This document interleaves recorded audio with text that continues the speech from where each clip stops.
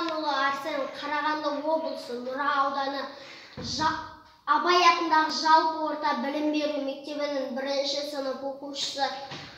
Сіздерге ұлы ақын Абай Құнанбаевтың 175 жылдығына орай құлақтан кіріп бойдалар өлеңін жолдаймын.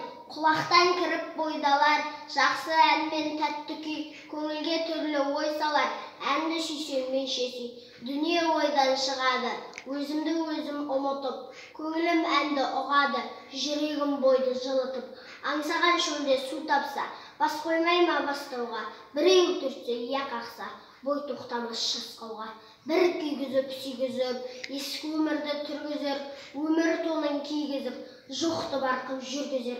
Есткен не болды құлағым ескі сыбдырды, ескі ойға көңілім толады, тіріліп өткен құрғырды, ішіп терең бойлаймын өткен күннің уларын, және шын деп ойлаймын жұрттың жалған шуларын.